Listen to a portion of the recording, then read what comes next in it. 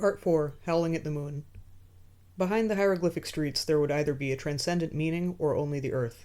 Another mode of meaning behind the obvious, or none. Either Oedipa in the orbiting of a true paranoia, or a real Trastero, for there either was some Trastero beyond the appearance of the legacy of America, or there was just America, and if there was just America, then it seemed the only way she could continue, and manage to be at all relevant to it, was as an alien, unfurrowed, assumed full circle into some paranoia. Thomas Pynchon, The Crying of Lot 49, 1966.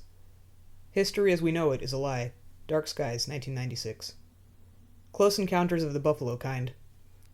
I get these messages from other planets. I'm apparently some kind of agent from another planet, but I haven't got my orders clearly decoded yet. William S. Burroughs to Jack Kerouac, 1957.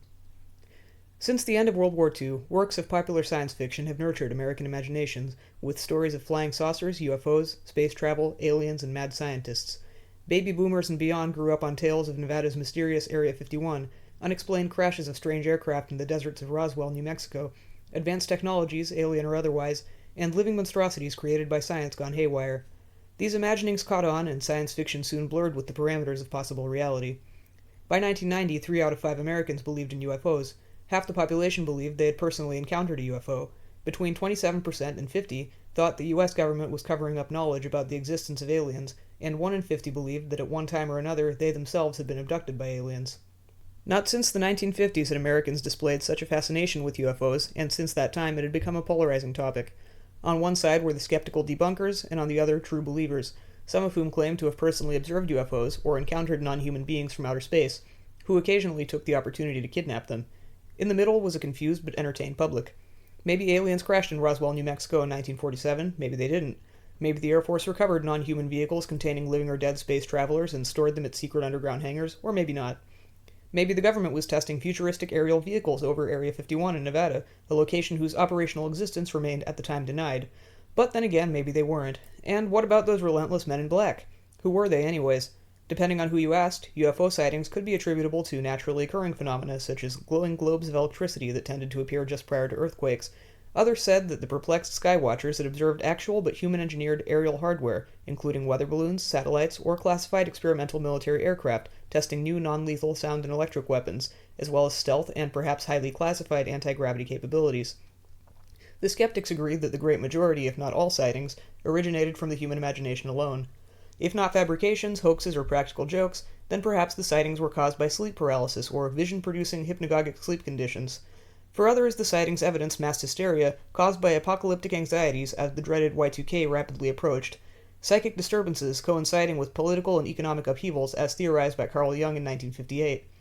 The most ardent skeptics warned that those engaged in the obsessive quest for answers about UFOs were similar to a dangerous cult that threatened the sanity of growing numbers of people, and that the coddling of the phenomena within American popular culture and by the entertainment industry only compounded matters. According to another emergent and newly articulated theory, individuals' memories of UFOs and abductions were in fact false memories implanted through hypnosis by well-meaning but overeager therapists with highly suggestible clients. Many UFO skeptics supported this theory, and it even found support among some conspiracy theorists, who added their own twist.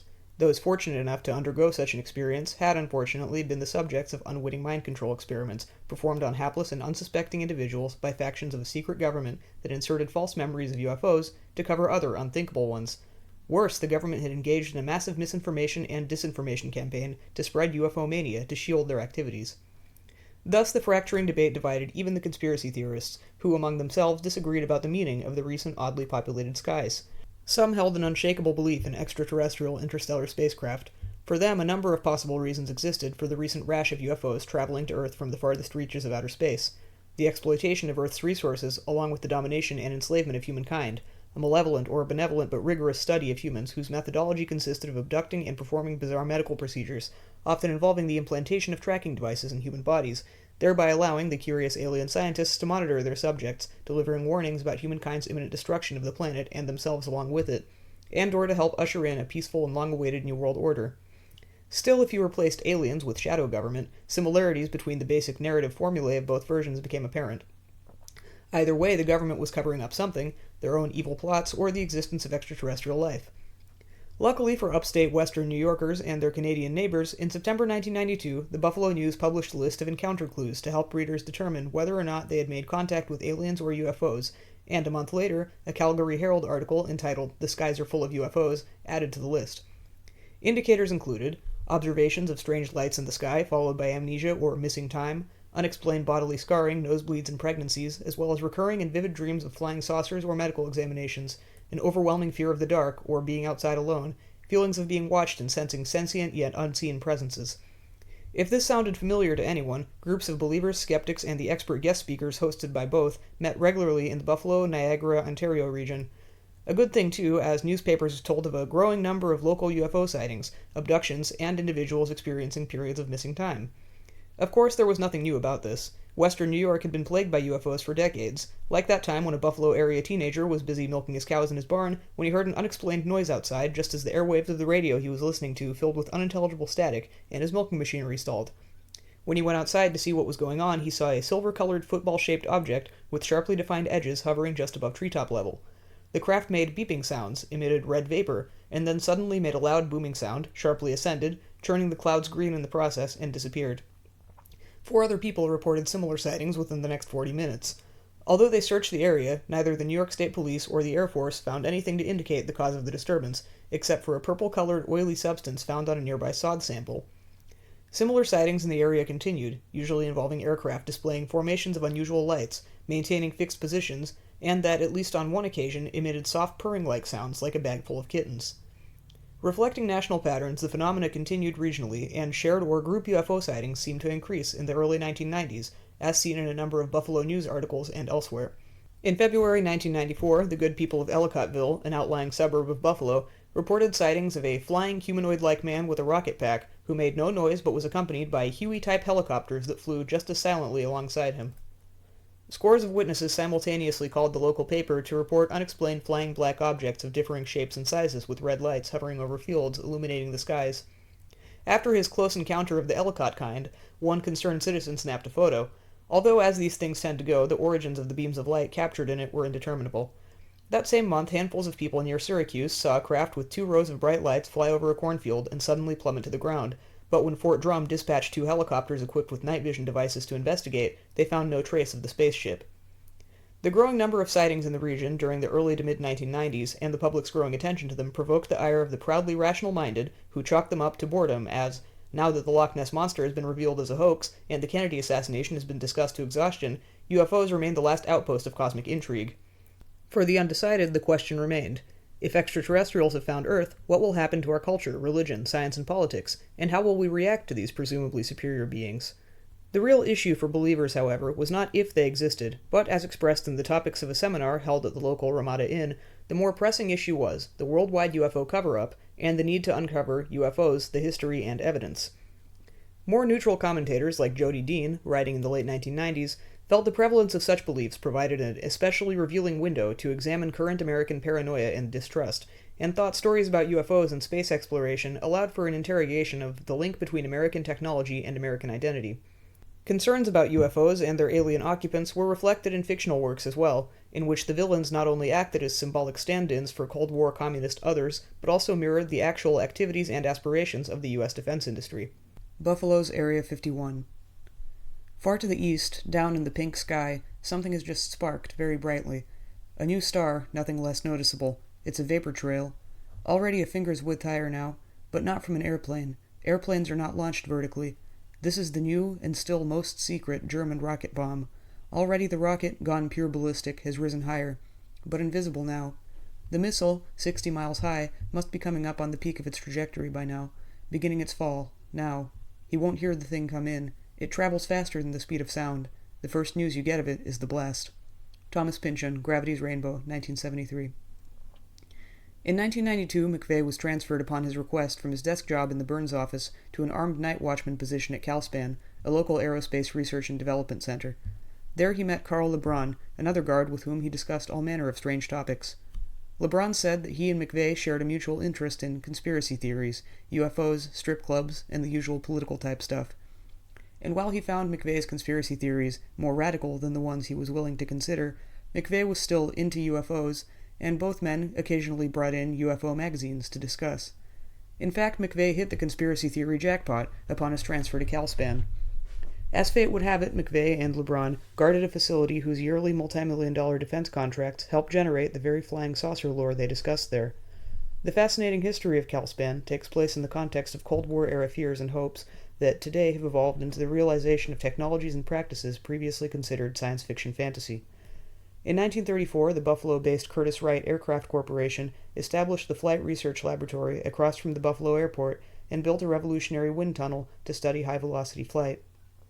The wind tunnel ensured Curtiss-Wright's place as the largest airplane manufacturer and second-largest corporation in the U.S. during World War II. Towards the end of World War II, after a scandal regarding Curtiss-Wright's involvement in a conspiracy to sell defective airplane parts to the U.S. military, they donated the facility, valued at $2.5 million, to Cornell University, who renamed it CAL, Cornell Aeronautical Laboratory. This was the first, but by no means the last time, that the CAL lab turned into a political and scientific hot potato. Operating under the auspices of its newly formed Graduate School of Aerospace Engineering, CAL conducted advanced aviation and technological research and development with the goals of maintaining U.S. air superiority and achieving innovations in commercial flight, as well as non-aviation-related advances in diverse fields including robotics and transportation. The period immediately following World War II was one of controversy for the aerospace research industry, especially as it concerned the fate of hundreds of Nazi scientists in a U.S. venture codenamed Project Paperclip. While now a matter of public record, Paperclip remained secret for decades. As World War II ended, the US and Soviets scrambled to gather the expertise of Nazi scientists, whose developments during the war included prototypes for supersonic rockets, guided missiles, atomic and chemical weapons, aerial vehicles, stealth technologies, and aviation medicine. Under the authorization of President Truman, Project Paperclip secretly transferred more than 700 German scientists and their research projects to the US, where they began new lives under assumed names and busied themselves with work meant to ensure U.S. superiority in the upcoming Cold War space race. Nazis with new identities entered the top echelons of the American aerospace industry, including the USAF and all other branches of the military, NASA, and major private aerospace companies, including Northrop Aviation, Lockheed, Martin Marietta, and North American Aviation. The Paperclip Nazi scientists developed some of the U.S.'s most spectacular technologies, including stealth bombers, guided cruise missiles, and hypersonic aircraft. One of them, Werner von Braun, designed the V-2 missile, grandfather to today's cruise missiles. Their ranks included a number of bona fide SS war criminals who, in the course of their coveted research, sanctioned, authorized, or were directly responsible for thousands of deaths. Another was the father of space medicine and former Luftwaffe colonel, Hubertus Strughold, whose love of science led him to place prisoners at Dachau and Auschwitz in low-pressure chambers to determine human resiliency to high-altitude and high-speed flight, resulting in many gruesome deaths. Some of his other experiments, also performed on concentration camp inmates, entailed his placing them in freezing water for long periods of time and performing invasive surgical procedures without anesthetic. As the pioneer of aeromedical research, Strughold studied the effects of oxygen deprivation using epileptic children. Although the staff of the Nuremberg trials and U.S. Army intelligence documents listed him as a war criminal, Strughold apparently redeemed himself when he designed NASA's onboard life support systems, and for the remainder of his life continued to hold a number of esteemed positions in the U.S. defense establishment, where he went about developing methods to allow humans to travel safely into outer space. Paperclip provides the context for the U.S.'s illustrious aerospace and space exploration history, and for what Jack Bielman, former researcher at Calspan, described as the mostly secret history of Calspan's immense contributions to aeronautics development, a significant amount of which was conducted at the lab McVeigh and LeBron guarded. Paperclip has also inspired numerous works of fiction, including the classic Thomas Pynchon novel Gravity's Rainbow. Bug alludes to Paperclip when Peter says after the Gulf War he was taken to Groom Lake, Area 51, and became the experimental subject for a military doctor named Dr. Sweet. Such experiments began, explained Peter, when the CIA had smuggled Nazi scientists into the States to work with the American military at Calspan, where they developed tracking devices, brain implants. Paperclip is also a staple subject within the genre of conspiracy theory. No self-respecting conspiracy writer would neglect to mention it, and many argue that any major aerospace company after World War II would have on staff at least one of its own paperclip Nazis. Paperclip, however, is one of the subjects where the boundary separating the conspiracy genre and credible mainstream journalism becomes porous. In his book, not classified as within the conspiracy theory genre, The Hunt for Zero Point, Inside the Classified World of Anti-Gravity, Nick Cook, a writer for Jane's Defense Weekly, traced the paperclip paper trail to startling conclusions about some of the U.S.'s technological plunder of Germany after World War II. Apparently within underground German factories, Nazi rocket scientists, using slave labor, had been experimenting with anti-gravity aircraft, and, according to Cook, had made some advances in the field of what at the time was called electrogravitics. The relocated Nazi rocket scientists continued developing their gravity-defying classified work upon their arrival in the U.S. during the 1950s until at least the mid-1970s, financed by deep black budgets. When it came to anti-gravity research, Cook wrote, "Everybody has a finger in the pie." Everybody included Buffalo-based aerospace companies Bell and Curtiss-Wright and Avro, a Canadian company, all associated with Cal. For Cook, the testing of anti-gravity and other experimental technologies and aircraft accounted for a number of UFO sightings after World War II, including many over the skies of the U.S.-Canadian border. After World War II and the Soviets' launching of Sputnik, America reached for the stars, and the Cal became an epicenter for leading airplane design and manufacturing, pioneering developments that played a major role in helping the U.S. catch up in the space race. According to the American Institute of Aeronautics and Astronautics, nearly every military aircraft and space vehicle developed in the United States from the end of World War II until the present day has been tested at the facility now known as CalSpan. In early 1992, CalSpan was, among other things, continuing the work begun during the paperclip era by further developing hypersonic flight speed capabilities. Perhaps as they sat around the CalSpan guard shack, LeBron and McVeigh discussed the lab's X-planes or other experimental aircraft that often enough had been humorously mistaken for UFOs of non-terrestrial origin and resulted in a perplexed public. Operations at CalSpan undoubtedly influenced UFO lore. Shortly before McVeigh left his job at the end of 1992, CalSpan, at the time a subsidiary of Arvin Industries International, merged with another company headed by former astronaut Joseph Allen to form Space Industries International, Inc., and combined their aeronautic and industrial space research operations to make headway in the growing commercial space sector, including the design, testing, and eventual manufacture of private spacecraft. Analysts at the time estimated that by the year 2000, the commercialization of space would generate billions of dollars in revenue. Indeed, conspiracy writers like Jim Keith, likely read by the two Cal Guards, surmised that the U.S. government/corporate ruling elite, with the help of their Nazi allies, had foreknowledge of some impending world disaster, and accordingly planned to leave Space Station Earth and resettle on colonized planets. Once there, batches of enslaved and zombified humans could perform the more mundane workings of such an ambitious project. Such evil machinations of the murderous-minded elite made sense to McVeigh, who saw in his favorite television show a similar but more utopian vision, outlined in a letter to his biographers. Quote, "Star Trek holds the key, the social structure of the society, the political beliefs of the Federation, including the Prime Directive, to some. Humanity should come together voluntarily, not by bombs or sanctions, each nation as they're ready for the common goal of colonization of other planets. The most important reason? Right now we have all of our eggs in one basket. Any global catastrophe or extinction event, there was an asteroid scare just last week, would wipe out not only our species but all we've worked for, all of our knowledge, experience, and progress. However it may seem we degenerate, we have still advanced as a whole. Preservation of the species, of knowledge, a cure to the number one reason for conflict, territorial disputes. Everyone can have their own world, by everyone I mean every nation-state, every political belief system, every religious faction, etc. Of course you'd have to establish ethical guidelines for dominating other pre-existing life. This would be a remedy for population expansion problems. Too many people competing for limited space, resources, I believe, is the root of most of our problems today. Conflict, environment degradation, species extinction, etc. We should focus for our post-Cold War energies, rather than manifesting in violence." End quote. Among the technological loot seized from the Nazis after World War II was the drone. While other countries, including the U.S., had tinkered with the idea of unmanned aircraft previously, they hadn't gotten as far as the Nazis. Air Force intelligence documents related to paperclip operations describe, in Cook's words, Nazi development and late-stage testing of Vesco's Fireball drone, a pilotless remote-controlled aircraft that disrupted the energies and electronic systems of Allied bombers. Before, during, and after McVeigh guarded its secrets, CalSpan, aided by multi-million-dollar contracts from the DoD and all branches of the military, made significant contributions to the further development and testing of remotely controlled aircraft capable of unusual and risky maneuvers human pilots could not perform, and the training and interface systems necessary for those who would pilot them. Perhaps coincidentally, an unrelated article in the Buffalo News, written by a CalSpan engineer, noted that most UFO sightings involved lights and apparently solid objects that execute incredible maneuvers such as high-speed right-angle turns, sudden starts and stops, falling leaf descent, and silent hovering followed by rapid acceleration capabilities far beyond any known aircraft on Earth.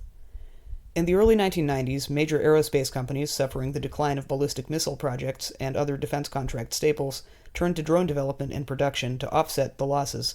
Enthusiasts emphasized their successful use on the front lines of the Gulf War, their precision, and ability to carry television cameras, sensors, and jamming equipment that they promised would reduce casualties and fatalities in future wars. Even at this time, analysts and proponents projected their commercial use as well as in domestic law enforcement surveillance, drug enforcement, and customs operations by 2003. In the meantime, though, U.S. drones proved themselves useful in foreign peacekeeping operations, and in the late 1990s when drones were now equipped not just with cameras but with laser targeting systems. While it sounded like something out of a science fiction movie, the hope, or at least the justification often offered, was to create an empty battlefield, and as the necessary satellite, computing, and artificial intelligence capabilities improved, the vision became all the more realistic.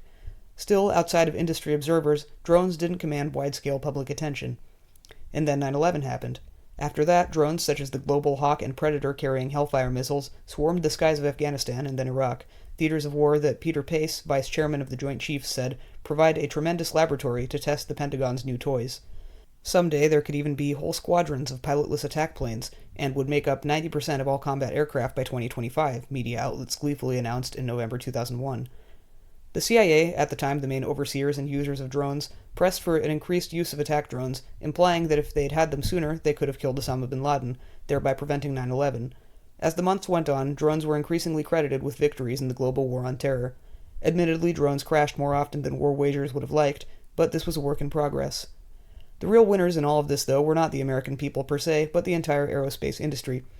After 9/11, Defense Secretary Donald Rumsfeld, long criticized for his efforts to transform the military by endowing it with the ability to project American power anywhere at any time at a moment's notice, or preemptively sooner, was now heralded as a prophet.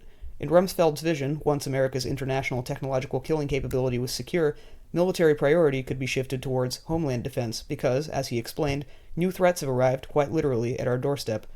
Although Calspan had remained quietly in the background working towards such Rumsfeldian visions previously, the post-9/11 world presented the very backdrop needed for them to shine once more, and shine they did.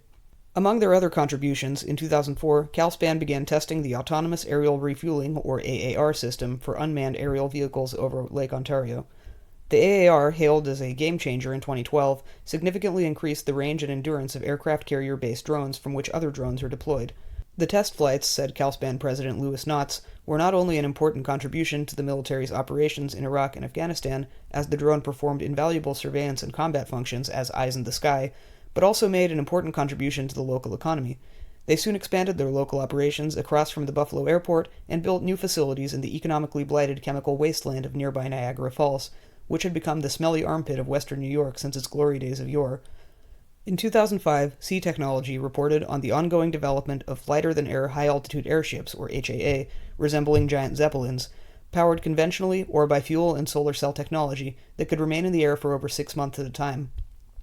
The Calspan University of Buffalo Research Center was among those helping to ensure their imminent use in military, commercial, and homeland security operations. In 2007, a Guardian headline alarmingly asked if the U.S. is launching a blimp to spy on its population, and warned that those paranoid of persistent surveillance and eyes in the sky tracking their every move had until 2009 to dig a bunker and a set of underground tunnels. Readers were informed that it would only take 11 HAAs to watch every square meter of the whole country. By 2014, analysts seduced by dirigible dreams said that, while still in their infancy, expensive, clumsy, and prone to randomly fall out of the sky, the stratospheric sky monstrosities would have the ability to peer into distant galaxies in the not-so-distant future. Local test flights over civilian airspace, intended to work out the kinks in the new space-aged experimental HAA aircraft, continue at this writing.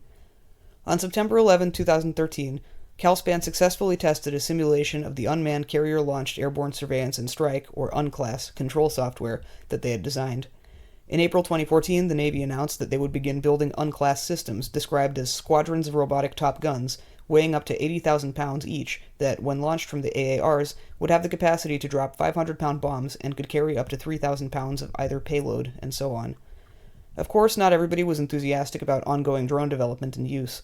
In August 2012, it was announced that as part of the FAA Modernization and Reform Act of 2012, Western New York, already the site of one of the 64 drone bases in the U.S., was in the running to become one of 6 regions designated to conduct further drone research and testing, to begin no later than September 2015.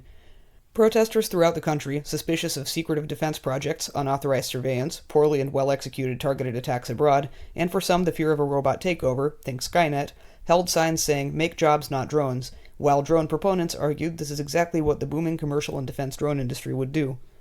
From 2002 to the present, U.S. drones have rained hell on the declared war zones of Iraq and Afghanistan, as well as covertly in regions not declared actual war zones, including Pakistan, Yemen, and Somalia, killing thousands. Among the dead are civilians, nearly half of them children, all written off as collateral damage. A June 2013 opinion piece about collateral damage caused by America's drone wars noted that many decry the very notion that Obama is anything close to the warmongering Bush, but since his presidency began, he has sanctioned 7 times more covert drone strikes than his predecessor, George W. Bush, a number that continues to rise. In 2013, drones had killed more than 2,500 people, more than 300 of whom were civilians, while 70 plus were children. And those are just the ones we know about. Accurate body counts are difficult in such awkward situations. However, even with advancements in battlefield technologies, ostensibly developed for accuracy's sake, governments of countries victimized by drones say that the body count is higher. Pakistan claimed in 2013 that since they began their reign of aerial terror over a decade ago, U.S. drones have killed over 3,000 Pakistani civilians, including children and some infants, making the collateral damage toll much higher than the militant or combatant causality rate. Further, the drones have laid waste to the region's wildlife, civilian property, and livestock. In June of the same year, Pakistan submitted a resolution to the National Assembly denouncing the never-ending U.S. drone attacks and demanded the U.S. government stop the slaughter, which they pointed out violates the country's sovereignty as well as a number of UN human rights resolutions and charters, as well as international treaties and Geneva Convention provisions. By 2015, covert drone strikes in regions outside of the U.S.'s declared war zones authorized by the Obama administration and carried out by the CIA and the Pentagon Special Forces outfit, Joint Special Operations Command, had reportedly killed 6 times as many people and twice as many civilians as those authorized under the Bush administration. In April of that year, the ACLU announced that while it is known that U.S. drones have killed thousands, no one outside the government has a clear idea of who's being killed or why, as the government does not release information about the targets of individual drone strikes or the numbers of civilian deaths caused by them. Even the laws governing the use of drone strikes remain hidden from the public, and until recently the CIA, citing national security, refused to acknowledge that a drone program even existed. Who needs good old-fashioned assassins when you've got flying robots to do your wet work? Some argue that drones are a much more humane method of dealing with insurgents than, say, Gitmo or other black sites of extraordinary rendition. Said Lieutenant General Michael Flynn, former head of the Defense Intelligence Agency, "We don't capture people anymore." As it turned out, though, the secret killings of specific targets in the U.S. drone assassination program was highly ineffective.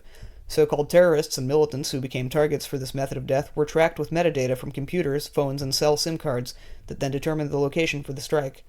Lo and behold, there are some issues of accuracy with this method. As one whistleblower who leaked documents about the drone assassination program pointed out in October 2015, the entire time that you thought you were going after this really hot target, you wind up realizing it was his mother's phone the whole time. In fact, the number of misattributed people targeted for death is stunning, despite President Obama's joking promise that drones would only be used to murder terrorists who pose a continuing and imminent threat to the American people, and when there is near certainty that no civilians will be killed or injured. Of the 200 known to have been killed in drone strikes between January 2012 to February 2013, 35 were actually targets. Everybody else, including children, just happened to be in the wrong place at the wrong time. No matter, unidentified corpses are classified as enemies, and the Pentagon plans to increase the use of drone flights. Since 2011, the United States Air Force, using exciting, massive multiplayer video game-like simulators, has trained more drone pilots than fighter and bomber pilots combined. In response, groups like Veterans for Peace have produced flashy ad campaign videos calling attention to the U.S.'s murder by drone addiction and the ways that those smart warriors who remotely control them are kept detached from the destructive and lethal consequences of their actions. Pointing out the high rates of PTSD in those who kill from afar, activist groups Please Don't Fly campaign urges service members to refuse to press the kill button.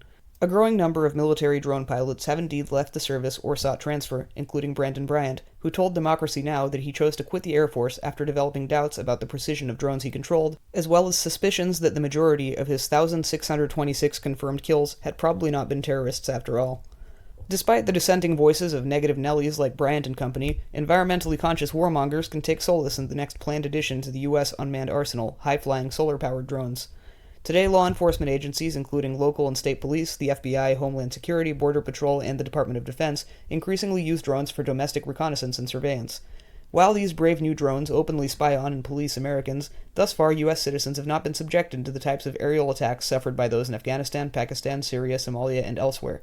But, as they say, what's good for the goose? When the FAA authorized the commercial use of drones in domestic airspace in 2012, it estimated that nearly 30,000 drones would populate U.S. skies by 2020, conjuring thoughts of all-seeing private security firms and unmanned mercenary drone armies. Collective anxieties about drones find avenues of expression in popular culture, whose works may prove not only entertaining but frighteningly prophetic. Drones act as cultural icons, fetishes, and memes appearing in fictional books, television, film, video games, art, music, and fashion. There are even Lego drones. Drones blur our understanding of reality and science fiction fantasy. The very thought of a drone, a term denoting anything from a toy helicopter to a foam plane to a global hawk to a predator, is vague and dreamlike. During an episode of one popular TV comedy, a lead character jokingly remarked that drones are not real, but rather, like conspiracy theories, a collection of thoughts, feelings, isolated facts, and nebulous paranoias. Fictional drones not only deal death, but also face a number of challenges posed by terrorists' attempts to disable them and rogue supercomputer controllers who seek to wield them for malevolent intents. Drones show up in popular love songs throughout the world with ladykiller lyrics that swoon, "My gaze is as deadly as a drone attack," and "Drones in the morning, drones in the night, I'm trying to find a pretty drone to take home tonight." The drone's appearance in popular realms not only reflect wider cultural realities and fears and facilitate conversations about these realities and fears, but also provide arenas of resistance to them. A New York street artist arrested and charged with 56 counts of criminal forgery said that when he depicted drones with the iPod logo, he was trying to start a conversation about unmanned aircraft. Fashion developers make hoodies with anti-thermal imaging capabilities. Meanwhile, some people are just happy that Amazon drones will now deliver books to your doorstep, saving the U.S. Postal Service a lot of unnecessary work. You too can have a personal drone, controllable from laptop or smartphone, and if you can't afford to buy one, $449 on Amazon.com, the do-it-yourself drone community is growing. Each month, over 1,000 new personal drones take flight. In fact, civilian-owned drones outnumber those operated by the U.S. military. But if you don't have time to sit around playing with your drone all day, bestow upon it a brain in the form of an embeddable microprocessor computer chip. Let it do what so many seem incapable of doing. Let drones think for themselves. Perhaps this will cut back on reported wandering drones like the Navy craft that stumbled into D.C. airspace, or fiascos such as the Mexican Army drone that crashed in an El Paso backyard in December of 2010. Or the $4 million MQ-9 Reaper drone, one of a fleet that regularly flies over upstate western New York, that in November 2013 crashed into Lake Ontario and remained missing after being dispatched from Fort Drum during a training mission. Pesky privately owned drones dropping illegal drugs in prison yards and getting in the way of important business at airports and disaster sites are cited for the commercial development of drone-killing countermeasures, such as the Death Ray laser gun that can knock a drone out by turning it off in midair from a mile away.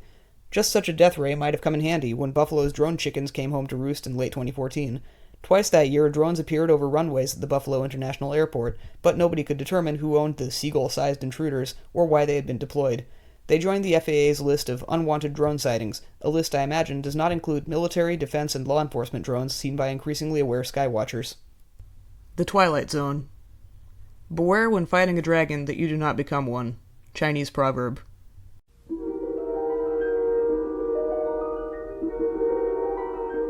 There is a fifth dimension, beyond that which is known to man.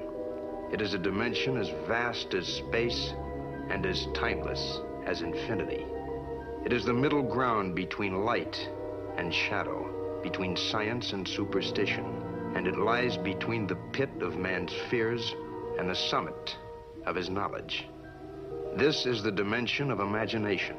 It is an area which we call the Twilight Zone.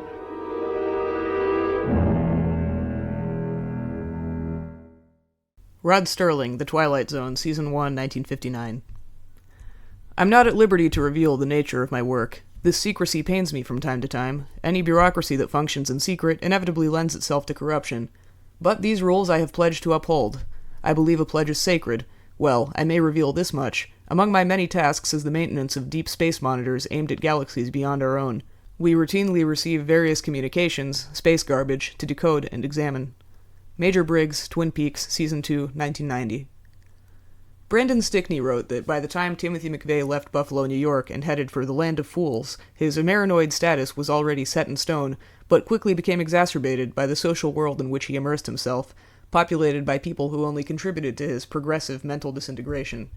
Included among the government conspiracies with which McVeigh soon became intimately familiar were ones about alien spaceships in the deserts of America. Stickney may have been more right than he knew, or than anyone has previously noted. In 1993, the Buffalo News reported on a growing trend of people with moonbeams in their eyes making pilgrimages to the deserts of Nevada in an effort to breach the secrets of Area 51, also known as Groom Lake and Dreamland.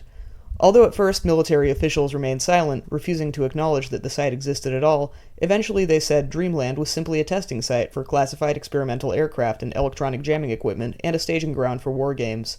Others, however, insisted that the truth was much stranger and the government was covering up its knowledge of beings from other worlds. For them, Area 51 was a place where aliens and humankind cooperated in the building of flying saucers, hid technologies that could end war and hunger, hoarded limitless supplies of energy, and performed grotesque genetic experiments against the will of abductees.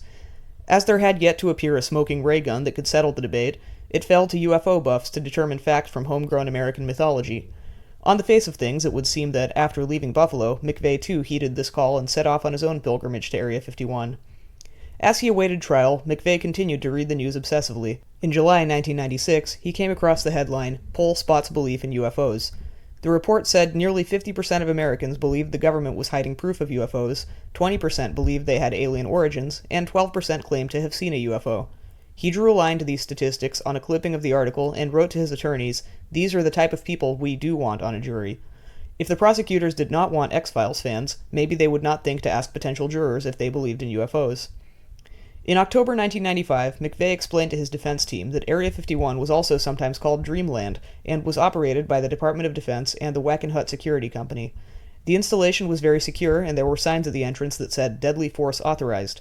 McVeigh advised that more nuclear testing was conducted near this location than all of the nuclear testing conducted by Russia. Towards the end of his life, McVeigh outlined his conclusions about the goings-on at the real Area 51, but might as well have been speaking of Calspan. Quote, "Area 51 is a super-secret military installation whose existence, still denied by the government, is so classified it cannot be found on maps. Their mission," he said, "was to test all the ultra-modern government experimental programs out there. I believe that while there are such things as UFOs, it is impractical to think that they are aliens. I'm sure there are these super-secret government experimental vehicles. For many reasons, for physical reasons, I do not believe aliens can travel at this point. So the answer to UFOs is that nobody can deny the government continually has secret programs that they call black budget programs and black projects, and that's what I'm sure most of these sightings are." In 2007, Calspan, now with facilities around the country, established its newest prestigious research facility located at, of all places, Roswell, New Mexico. Popular Science dubbed the Roswell Calspan Bicycle Works site the new Area 51. Before continuing with the history of Calspan, I will briefly outline McVeigh's trip to the actual Area 51 after he left Buffalo, the possible relationship this trip might have to the bombing plot, and explore the intersection of fact, folklore, rumor, and disinformation in this and related stories.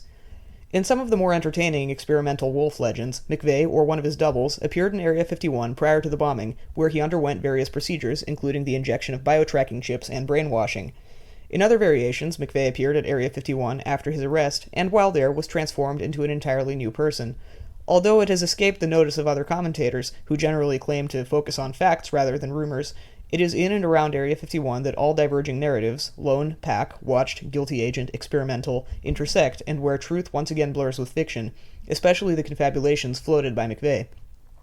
Despite fantastical, science-fictional, cultural musings about aliens and UFOs hidden away at Area 51, McVeigh's later conflicting stories about his own trip there may not only have direct relevance to the commission of the bombing, but also reveal a hidden history whose rhizomic tentacles touch upon a number of issues that converge in the contradictory tales he told.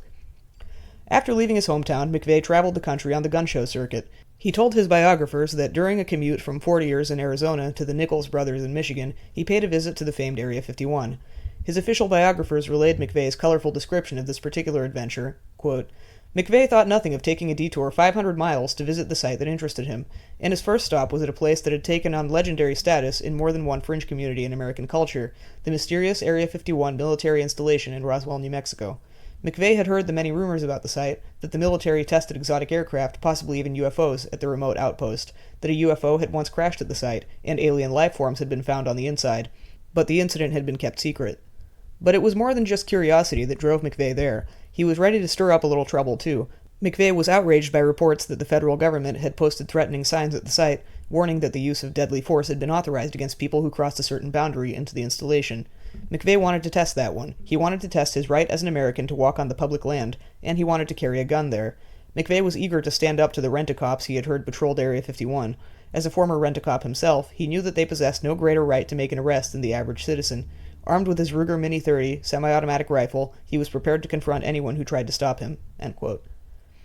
Having arrived at Area 51, the camera-wielding McVeigh passed a deadly force sign, and to his dismay, another that warned against taking photographs. He kept driving, and after observing, not men in black, but two white security guards in a white unmarked Jeep, McVeigh leapt into a nearby gully and ducked for cover, where he waited, motionless and undetected, following his military instincts, while the confused guards looked into his empty car. As he did so, it dawned on McVeigh that the guards were sitting ducks, and had he wanted to, he could have shot them. In that moment, however, it dawned on him that they were not his true enemies, and so, mercifully, restrained himself.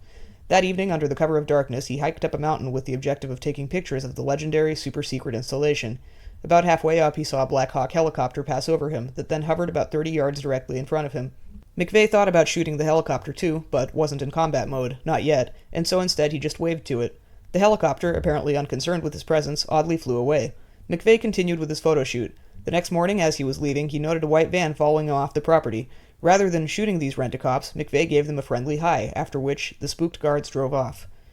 In this account, McVeigh's visit to Area 51, while interesting and colorful, is not really convincing and reads more like a spy novel, but predictably he and others told different versions of the story. Michael Fortier claimed that McVeigh made more than one trip to Area 51. Fortier told the FBI that in February 1995, while on their way back to Kingman from gun shows in Nevada and Utah, he and McVeigh made 2 trips to Area 51, one in the middle of the night and the second trip in the day. Fortier said on the second trip they saw an older man with a young boy going to Area 51, and later McVeigh sent him pictures he'd taken of one of his solo excursions there.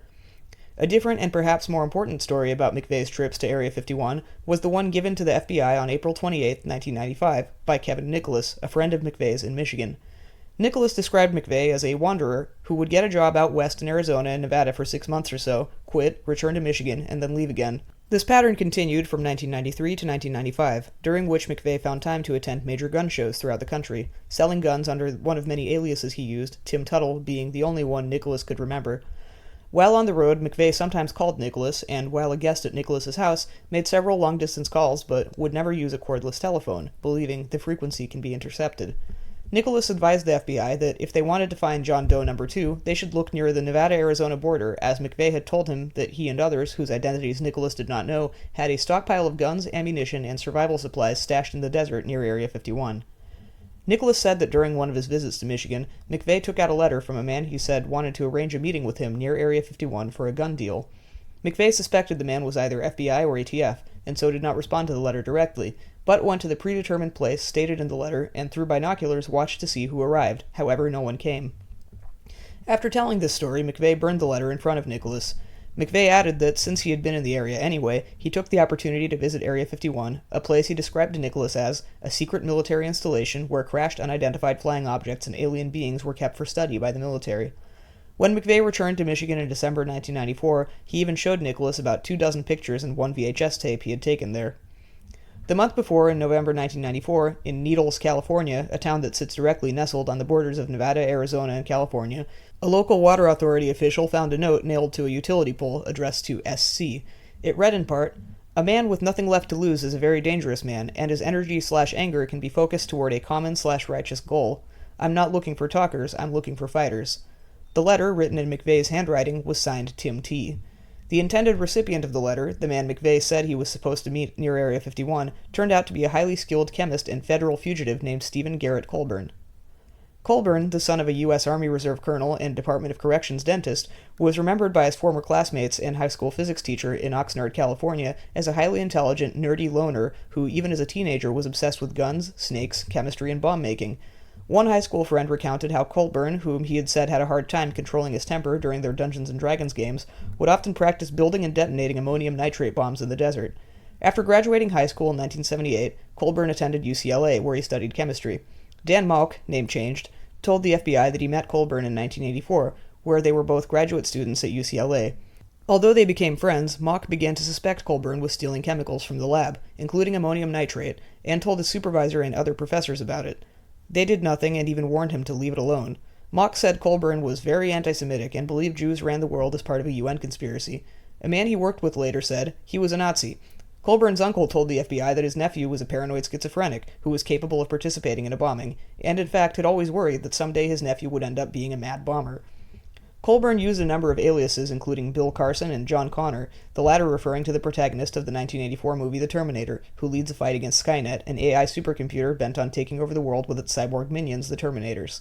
Colburn, aka Connor, had close connections with various remnants of the Arizona Patriots, as did Michael Fortier, a group of tax protesters who had attracted notoriety in the mid-1980s after several members were arrested for criminal activities committed in the hopes of sparking a white supremacist revolution and overthrowing the government. By 1995, a number of individuals connected to the Arizona Patriots could be found lingering in and around the Kingman, Arizona area. More than a few people reported that Colburn made frequent trips to the desert for target practice and stored survival materials in caves stretching from Arizona to California. It seemed he had a lot in common with McVeigh, who also frequently made excursions into the isolated areas surrounding Kingman, sometimes for days at a time, loaded with backpacks and weapons, and according to several people, stashed guns, ammo, and other items of note in remote desert locations, including near Area 51.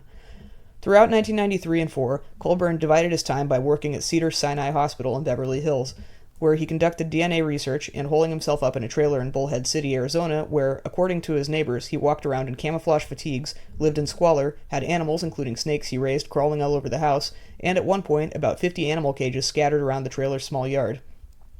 In July 1994, Colburn was pulled over about half an hour from Los Angeles. After acting belligerently toward the police, his car was searched, and according to court records, they found an assault weapon, additional loaded firearms, a silencer, metal knuckles, a device to convert semi-automatic weapons into fully automatic ones, gun enthusiast magazines, and a video camera and VHS tape that showed a .50 caliber Browning machine gun lying on what turned out to be his living room floor, with Colburn narrating assembly instructions. They also found a bill from a private storage unit facility in Bullhead City, issued the previous month, June 1994, the same month that McVeigh lived in Bullhead City. After his July 1994 arrest, Colburn was arraigned, released on bail, and given a summons to appear in court that October. When Colburn failed to show up for his court date, a warrant was issued for his arrest, and he became the subject of an ATF investigation. The following month, November 1994, around the time McVeigh made his visit to Area 51, Colburn mailed his employees at the DNA lab a resignation letter and another to his girlfriend, telling her he wanted to avenge Waco. McVeigh and Colburn had a few other things in common. On April 14, 1995, 4 days before the Oklahoma City bombing, a U.S. Marshal arrived in Kingman looking for the fugitive Colburn, and questioned the manager of the post office, where Colburn, as well as McVeigh and a couple other notables, rented boxes. In this and subsequent interviews, she described Colburn as someone who came in occasionally, during March and April 1995, to pick up mail for a man who turned out to be Timothy McVeigh. In fact, it turned out that the only two people authorized to pick up McVeigh's mail were Michael Fortier and Stephen Colburn. After the bombing on April 19th, the manhunt for Colburn, which had been ongoing at the time of the bombing, intensified. When the FBI arrived to search his trailer in Bullhead City, Colburn was not there, but agents found bags of ammonium nitrate inside a truck parked in the backyard. It took about a week for the FBI to locate Colburn in Oatman, about 20 minutes from Kingman and 40 from Bullhead City. Colburn was working as a dishwasher at a local restaurant, but, according to his boss, about 3 weeks before the bombing he had taken off, saying he had to attend to his mother who'd had a stroke. Colburn did not come back to work until the weekend after the bombing. Authorities learned that he resided in a trailer with at least 2 other men who, along with Colburn, operated a crystal meth lab in a small shed on the lot. When he was finally arrested in early May 1995, the 35-year-old Colburn told authorities that he did not know McVeigh, but soon after, realizing his alibi the day of the bombing was dubious at best and now facing additional criminal charges, Colburn asked for a deal and signed a proffer letter issued by U.S. attorneys. He then proceeded to tell the FBI agents his story. Colburn said that after his arrest the previous July, he had become increasingly concerned about the New World Order threat, which he explained was a plot involving the U.S., UN, and foreign banking interests to confiscate Americans' guns and implant computer chips in the hand or forehead of all American citizens, in order to control them. Based on his political concerns, Colburn decided that rather than show up to his court date, he would go on the run and seek out others who shared his views and from then on used only payphones. First, he said he contacted the militia of Montana, whose organizer John Trockman later turned out to be an FBI informant. They put him in touch with a group connected to a number of white supremacist organizations, including the Aryan Nations, a group populated at this time by untold numbers of ATF and FBI informants and agents. Aryan Nations put him in touch with a group in the Ozarks, most likely Elohim City, whose leader was an FBI informant, as were several people living in the small community. Through them, he learned of Arkansas gun dealer Roger Moore and his girlfriend Karen Anderson, who ran a mail-order gun and ammunition business and had many associates in the movement. Unknown to his customers and friends, Moore, who himself used a number of aliases, was a highly protected federal asset/informant whose connections with shadowy covert government operators, mercenaries, and international arms dealers could be traced at least as far back as the Iran-Contra era. When Colburn contacted Moore, whom he knew as Bob Anderson, Moore suggested he contact a man named Tim Tuttle, who Moore described as the leader of hardcore guys in Kingman, and a former member of the Special Forces who had been overtrained. Tuttle, said Moore, was very restless, traveled frequently, and regularly camped in the Hualapai Mountains. Moore gave Colburn a P.O. box address in Kingman where he could write to Tuttle. Colburn told the FBI that he only attempted to contact Tuttle once, by sending a letter to the Kingman address Moore had provided. But despite his fears about implantable chips and the New World Order, when Moore informed Colburn that Tuttle had left a note on the utility pole in Needles, he, Colburn, got paranoid, and thus never went to pick it up and abandoned the idea of joining any group. Rather, he had holed up in a mining shaft until about January 1995, when he rejoined society and moved to Oatman. Colburn insisted that he never met with Tim McVeigh in person and had nothing to do with the bombing, and that would be the end of the story as told by Stephen Garrett Colburn to the FBI. When the FBI approached Moore and Anderson in late May 1995, Moore denied knowing Colburn, but a few days later recalled that actually Colburn had been a fairly regular customer of his for the last couple of years, and come to think of it, he and Karen spoke on the phone with Colburn on a fairly regular basis. They had first become acquainted in the fall of 1992, nearly 2 years earlier than in Colburn's account, when he and Anderson began shipping ammunition to him in Arizona, including .50 caliber ammunition. Moore said Colburn never mentioned he was a fugitive, but did seem paranoid about black helicopters that he thought were used by law enforcement agencies. Colburn had told him about a run-in he'd had with police, during which they'd found a videotape connecting him to paramilitary activities. He also told Moore about the caches of weapons he had stored in more than one desert cave. At first, Moore denied that he'd given Colburn contact information for anybody, but later remembered he had given him an address for McVeigh, aka Tuttle. Although Colburn had told the FBI that he sometimes wrote letters to Anderson and Moore, Moore did not produce the letters and neglected to mention this when he spoke with the FBI, or the FBI did not note it in their report. Moore maintained that he had only ever spoken with Colburn on the phone and had never met him in person. Oddly though, the resignation letter Colburn sent to his employees at Cedar-Sinai was postmarked from a town in Arkansas, only miles from the home of Roger Moore, and not too far from Elohim City. Maybe they were being honest. Maybe Moore never met Colburn in person, as he claimed, and maybe Colburn never met with a man named Tuttle. But according to others, he did meet a man named McVeigh. Both of the men who shared the Oatman meth lab trailer with Colburn told the FBI that Colburn frequently discussed making ammonium nitrate bombs, and one of them said he was nearly positive McVeigh had visited the trailer, recently in fact.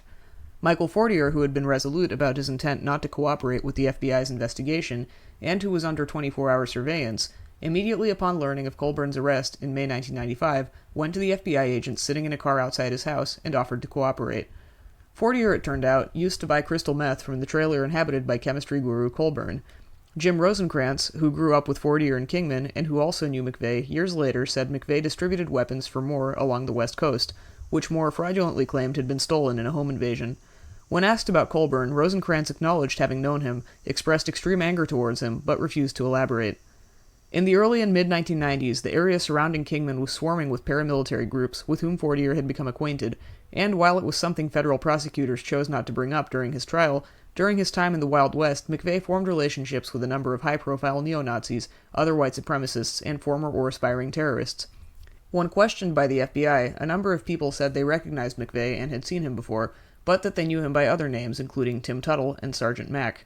McVeigh admitted to his attorneys that he had used these and other aliases, as well as disguises, during his travels and interactions with his many underground right-wing connections, who, unlike movement spokespeople, avoided the limelight so they could engage in their activities unimpeded.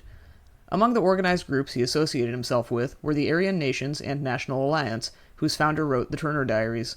McVeigh attended at least one Bullhead City National Alliance chapter meeting, and in the days before the bombing, placed at least 10 calls to their regional headquarters, located near Kingman, Arizona in Bullhead City.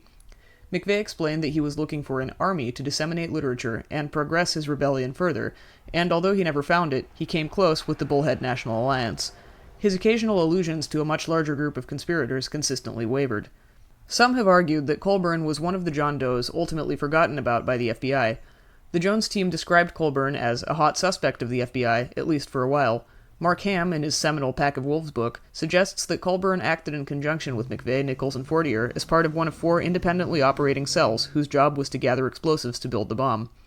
Roger Charles noted that Colburn had both the qualifications and ideological inclinations to fill the position, and observed that the FBI appeared indifferent to the mountain of incriminating evidence against Colburn, and was oddly quick in dismissing him as a suspect. In fact, the FBI never questioned Colburn about his shared mailbox with McVeigh, and, in a logic that defies logic, determined he was too weird to have been involved in the bombing plot. Terry Nichols' attorneys complained that the FBI even knew what Colburn smelled like, yet failed to turn over any of the evidence they gathered about him to either defense team. The failure of the prosecutors to turn over discovery material about a number of individuals was a recurring one, and according to Roger Charles, the delays and omissions were always most pronounced on the issue of possible conspirators. Colburn served a little less than 4 years for his 1994 charge, and received little mention at the trials of either Nichols or McVeigh. What does this mean in relation to Area 51, UFOs, and Timothy McVeigh? While McVeigh's trip to Area 51 was likely a cover for activities related to the bombing plot, the story does not end there. However, a digression is in order, for reasons which will soon become clear. In the summer of 1997, The Guardian published a series of articles about the continuing mass pilgrimages of curious and markedly paranoid Americans to Area 51, who by then constituted the most prominent counterculture in America. While still poking fun at those who believed Area 51 was a place where captured spaceships and aliens are kept and dissected, The Guardian acknowledged that the CIA's recent admission that many UFO sightings were in fact experimental aircraft did nothing to reduce the suspicions of some who continued to wonder what had been omitted from the admission and what else was being covered up. By now, the subjects of UFOs, aliens, and the growing phenomenon of alien abductions were a catalyst for splintered fragments of belief, a topical hub that posed a great threat, ideas that acted as magnets for militia types who warned of space invasions staged by the Illuminati to usher in the long-planned-for world government. In fact, according to The Guardian, all of this gobbledygook was the launchpad for the 1995 Oklahoma City bombing. The fear was that UFO mania, formerly the domain of those on the fringe who chose to exist within an isolated alternative twilight zone, was now shifting into the middle American mainstream. The perception that UFO or alien mania was America's newest favorite but dangerous pastime only grew after the 1997 mass suicide of 39 members of the Heaven's Gate cult in San Diego in their attempt to catch a ride on the Hale-Bopp comet, which they thought would deliver them to their alien makers. In reality, of course, the belief in aliens and UFOs caused far less deaths than, say, car accidents or airplane crashes. Beyond the commentary offered by popular media to make sense of UFO cults and self-proclaimed alien abductees, academics in various disciplines offered frameworks within which they could be understood. The aim of folklorists, cultural theorists, and social scientists is not to determine the factual truth of reported encounters, but the reason so many people tell these stories, the often allegorical meaning of the stories themselves, and the peculiar thinking of those who tell them. For them, the interstellar craze is best understood by identifying recurring elements in the stories of those who claim to have had personal encounters with space neighbors. Thomas E. Bullard, writing about UFO abduction reports in 1989, identified narrative similarities in sighting and abduction accounts and traditional folk stories about other visitors, such as devils, angels, demons, fairies, and human excursions into mythological underworlds. For him, this indicated that abductee and citizen research groups initially became attracted to the UFO abduction scenario because it offered a language with which to express a deeply human yearning for a larger, unseen reality. Kimberly Ball is one of a number of commentators who assert that UFOs and alien abduction stories indicate millennial anxieties over an anticipated hyper-technological future, so seemingly futuristic it appears alien. The stories told help augment the lack of a framework with which to conceive of, let alone discuss, rapid technological advancements that will inevitably transform society and humanity itself. Christopher Roth, in his 2005 essay, Ufology as Anthropology, Race, Extraterrestrials, and the Occult, adeptly demonstrates the shared intellectual roots, belief structures, and discursive practices between ufology and science, anthropology, religion, and mysticism generally. For him, the crossovers are most salient in relation to the issue of race. Put simply, wrote Roth, ufology is in one sense all about race, and it has more to do with terrestrial racial schemes as social and cultural constructs than most UFO believers are aware. Ross argues that UFO discourse is nearly inseparable from existing but older anthropological discourses that had legitimized a hierarchical racial and class order. The aliens resemble anthropologists, zoologists, or entomologists who abduct, examine, tag, and release hapless human specimens back into their natural habitat. And the question that preoccupies ufology, he says, is the role that humans will play in what appears to be the unfolding of an interplanetary interracial drama. In his detailed tracing of pivotal moments in the evolution of UFO lore, Roth identifies 18th century notions of polygenism, the doctrine or belief that existing human races have evolved from two or more distinct ancestral types, and the attribution of physical variations among humans to biologically distinct races, some superior to others. These so-called scientific truths in turn influenced the mystical philosophies of Helena Petrova Blavatsky and the Theosophical Society in the late 1800s. Theosophy envisions the history of humanity as a highly ordered classification of 7 root races, one for each continent, that represent, or are responsible for, successive stages of human development.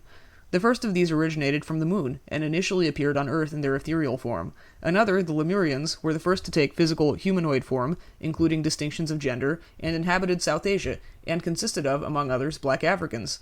Much like the biblical Nephilim, however, the Lemurians fell from grace after mating with animals, thereby spawning a lower race of unintelligent mongrels. The sheer biologically based stupidity of the mongrels left them reliant upon the mercy of the superior Venetians, who helped them build their own cultures and civilizations, including ancient Egypt. Unfortunately for the Venetians, the continent they inhabited, Atlantis, sank into the ocean, a tragedy that allowed a fifth race, the Aryans, to usurp their supremacy. By the Victorian Age, the descendants of the Aryans, the Anglo-Saxons, had taken their rightful but temporary place in the order of things. Theosophy's 6th and 7th root races are said to be slowly but surely emerging, sometimes with the assistance of divine intervention, genetic manipulation, and their eventual appearance on Earth in large numbers will coincide with all manner of apocalyptic occurrences, including sinking continents and climate change. The attempts of the alien invaders, as imagined by mostly white people, to manipulate and sway human genetics, thereby creating new races, their meddling attempts to fix bad DNA, and their obsessive efforts to preserve the human race, but especially their own race, sound eerily similar to projects advanced by eugenicists and advocated by historical as well as modern Nazis and white racialists. Certainly such conceptions appealed to Hitler and the mystically minded SS, who themselves, through their Vril and Thule societies, sought contact with extraterrestrial beings, and called forth and even built or attempted to build their own spaceships. Several influential 1950s-era ufologists were either the direct disciples of Blavatsky or had been greatly influenced by her doctrines. Included were prominent faces of the U.S.'s pro-Hitler and Nazi party, such as William Dudley Pelley, founder of the Silver Shirt Organization. Roth finds it significant that the 1950s contactee movement was founded by a white supremacist theosophist in the aftermath of the Second World War, and goes on to highlight how previous and current typologies of aliens, Greys, Martians, Nordics, etc., parallel past and current conceptions of race, immigration, and colonialism. In his book, Black Sun, Aryan Cults, Esoteric Nazism, and the Politics of Identity, Nicholas Goodrick Clark outlines the complex and close relationship between organized white racialists' relationships to aliens and UFO lore. While it had been intertwined previously, during the 1950s, legends began to emerge about the Third Reich's continued existence in underground advanced technology complexes in the Arctic, South America, and Antarctica, which for some explained many UFO sightings. Someday, against a scenario of increasing racial chaos and economic catastrophe, thousands of Nazi UFOs would one day fly forth to restore German world power in an apocalyptic act of deliverance. By the late 1970s, neo-Nazi writers developed this concept further, and mixing it with Nordic mythology, advanced the idea that intergalactic aliens who had some shared heritage with Aryans had helped the inner Earth-dwelling Nazis to build their own UFOs in an ongoing Aryan/interdimensional alliance. By the 1980s and early 1990s, such stories were firmly established in certain neo-Nazi groups, who themselves continued to expand on them, adding some amusing details along the way.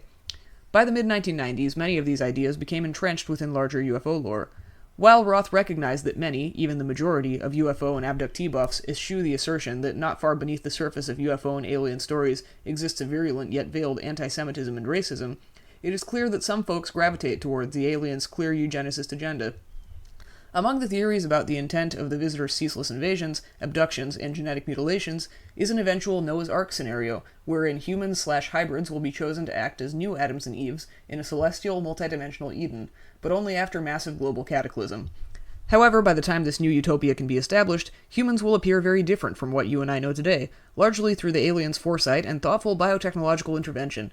In the meantime, hybrid children of abductees, or those who self-identify as dual humans or hybrids, represent one manner by which an American wasp can be ethnic.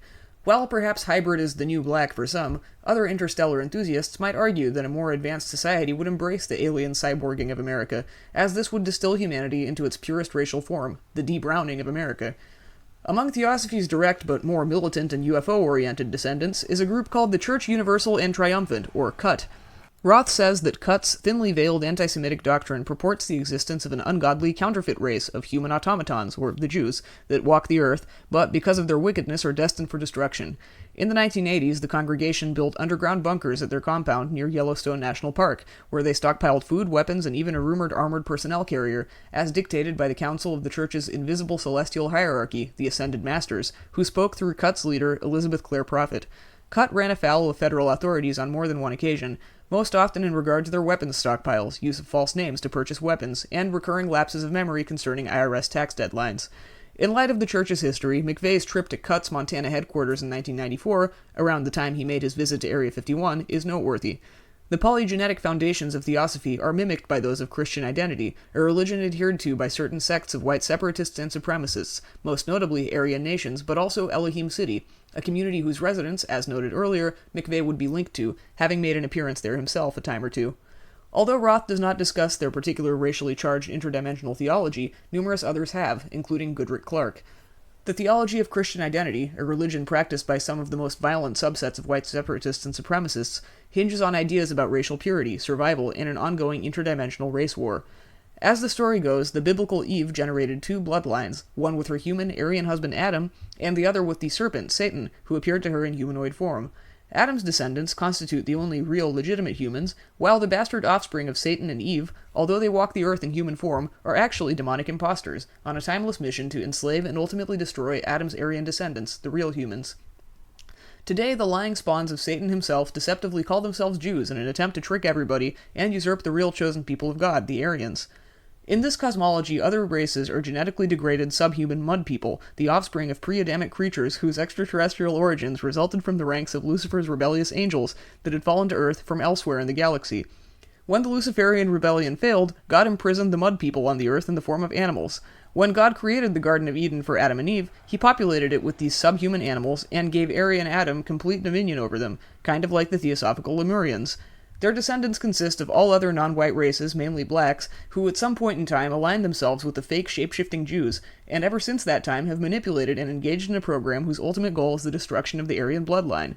This axis of interdimensional evil will do just about anything to make sure they succeed, including enacting integration policies in public schools, promoting homosexuality, and spreading AIDS. Locked in a cosmic battle with human-appearing imposters, Aryans must remain constantly vigilant to the literally devilish schemes of the Jews. Aryan victory is only achievable through the eugenic purification of the race, at this point nearly destroyed through race mixing, and the reclaiming of Earth, their God-given birthright.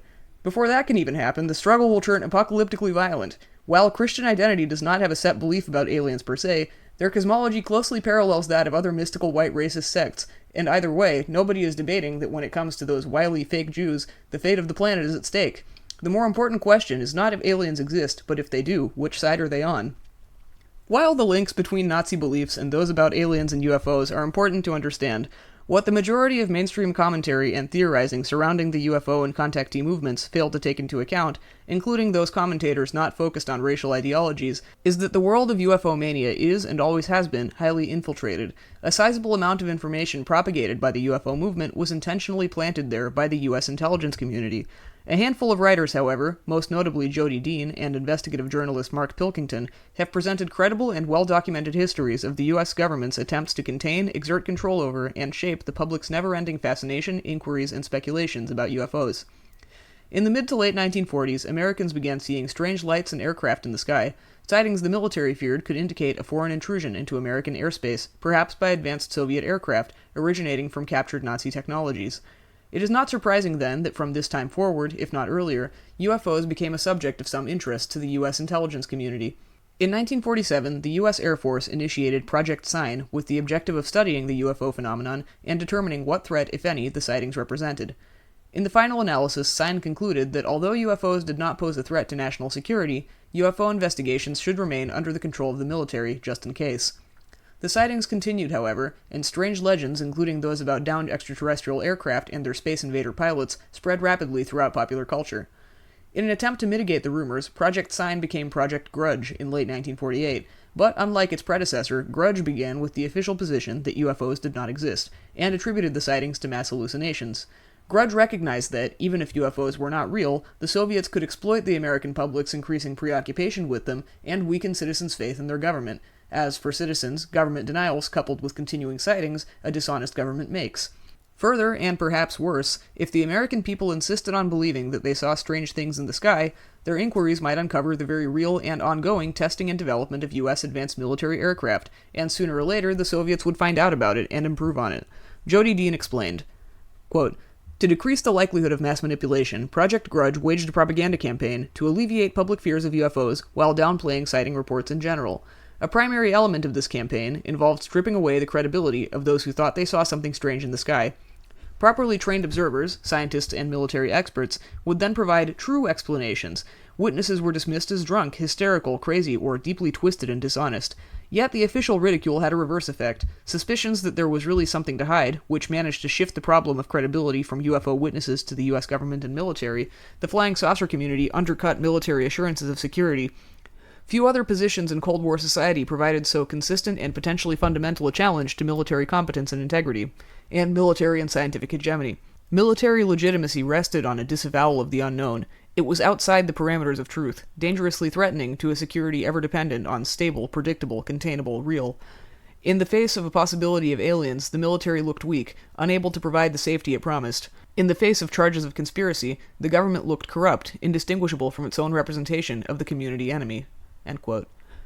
As part of this discrediting, government officials utilized friendly journalists and media outlets to debunk and make light of UFO reports. Pilkington noted that the decision to interfere in the UFO debate and discredit, sometimes maliciously, those who claim to see strange, unexplainable aircraft in the sky stands as an example of one of many early acts of Cold War ontological aggression leveled by the U.S. government against its own citizens and foreign populations alike. These perception management efforts became aggressive and began in earnest in 1951 when President Harry S. Truman created the Psychological Strategy Board, or PSB, whose purpose was to intervene in American popular culture and religious and intellectual domains in order to promote the American way of life and neutralize doctrines hostile to foreign objectives. Rendering those who claim to have seen UFOs foolish was just a part of this larger objective. Despite the efforts to malign UFO buffs, the larger public wasn't buying the mass hallucination explanation. Too many people had already seen too much, and the number of sightings only continued to increase. In response, citizen UFO research groups formed, whose purpose was simply to solve the mystery, but which inadvertently, by their very existence, posed challenges to the very limits to and criteria for government secrecy. Included among these groups was NICAP, National Investigative Committee on Aerial Phenomena, APRO, Aerial Phenomena Research Organization, and later MUFON, Mutual UFO Network. As these and other UFO research groups, as well as related subcultures that sprung up during the Cold War's culture of containment, engaged in a dogged quest for information, they asked questions that posed a direct challenge to the institutional secrecy of the military-industrial space complex. By the time the PSB was created in 1951, reports of UFO sightings had not only increased but had become more dramatic. Thus, in early 1952, CIA Director Walter B. Smith wrote to PSB Director Raymond Allen that he was transmitting to the National Security Council a proposal in which it is concluded that the problems associated with unidentified flying objects appear to have implications for psychological warfare as well as for intelligence operations. I suggest that we discuss at a board meeting the possible offensive of and defense of utilization of these phenomena for psychological warfare purposes. In March 1952, the Air Force's Project Grudge became Project Blue Book, and the military made unauthorized release of information about UFO sightings a criminal act. The following year, 1953, the CIA established a separate investigative panel to look into UFO sightings and analyze data gathered by the Blue Book and its predecessors. Chairing the CIA-initiated panel was a physicist from Caltech and director of the Pentagon's Weapons Systems Evaluation Group named Dr. Howard P. Robinson, who also happened to be one of the U.S. scientists tasked with scooping up Nazis and their research at the close of World War II. From the outset, Robertson instructed his staff that the job of the panel was to convince the public that UFO sightings stemmed from naturally occurring phenomena and not defense research or aliens from outer space. After meeting for 12 days, the Robertson panel concluded that the growing number of UFO sightings were clogging channels of communication by irrelevant reports, and that the best possible course of action was to reduce mass hysteria by intensifying ongoing UFO debunking initiatives. The panel's findings, outlined in the Report of Meetings of the Office of Scientific Intelligence Scientific Advisory Panel on Unidentified Flying Objects, 1953, explained that the debunking aim would result in reduction of public interest in flying saucers, which today evoke a strong psychological reaction. This education could be accomplished by mass media, television, motion pictures, and popular articles. Even Walt Disney would end up getting in on the Perception Management Act. They further recommended, and this is important, surveillance and close monitoring of citizen UFO research organizations because of their potentially great influence on mass thinking if widespread sightings should occur. The apparent irresponsibility and the possible use of such groups for subversive purposes should be kept in mind.